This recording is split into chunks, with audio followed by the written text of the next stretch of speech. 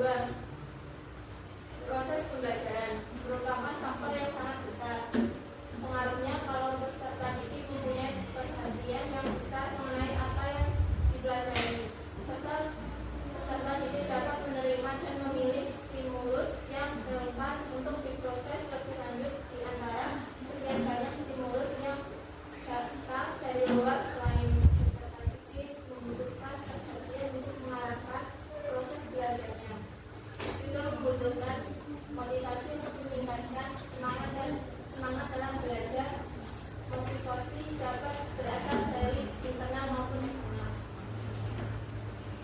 Ketiga, bab ini menjelaskan tentang pendekatan pembelajaran, strategi pembelajaran, metode pembelajaran, teknik pembelajaran, taktik pembelajaran, dan model pembelajaran.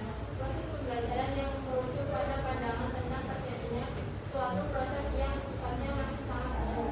Di dalamnya mewadai, menginspirasi, dan menguatkan dan melatari metode pembelajaran dengan campuran teoritis tertentu. Keempat, konteks learning atau CTL merupakan konsep belajar yang menganggap bahwa belajar tidak hanya menghafal, akan tetapi mengonstruksi pengetahuan yang dimiliki melalui pengalaman. Jadi pengetahuan bukan pemberian dari guru, melainkan hasil dari mengonstruksi apa yang dilakukannya.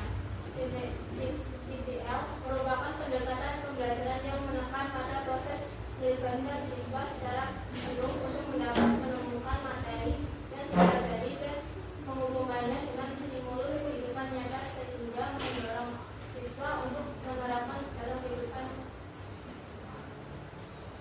Kelima, tantangan pengembangan kurikulum 2013 berupa tantangan internal dan eksternal.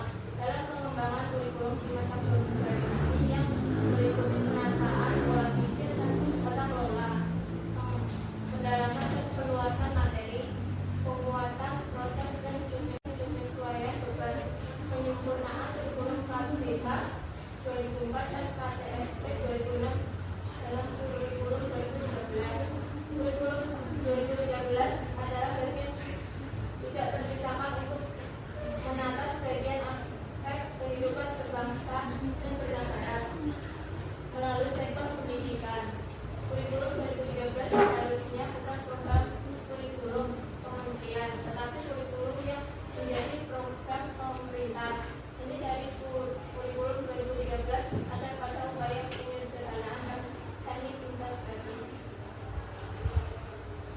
Sifat evaluatif ada kelebihan dan kekurangan. Kelebihannya yaitu mengajarkan bagaimana cara belajar mengajar dan menggunakan pemilihan metode yang tepat.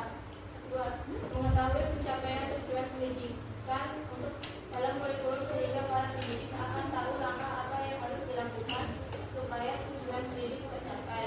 Kekurangannya, beberapa materi yang telah dijelaskan kemudian dibahas kembali. Dalam begini ada beberapa penjelasan yang salah. Komentar evaluatif, buku ini sangat membantu seorang untuk memahami dan menerapkan pendekatan ilmiah dalam proses pembelajaran, mulai dari observasi, bertanya, eksperimen hingga komunikasi. Dengan panduan dari buku ini dapat belajar bagaimana mendorong siswa untuk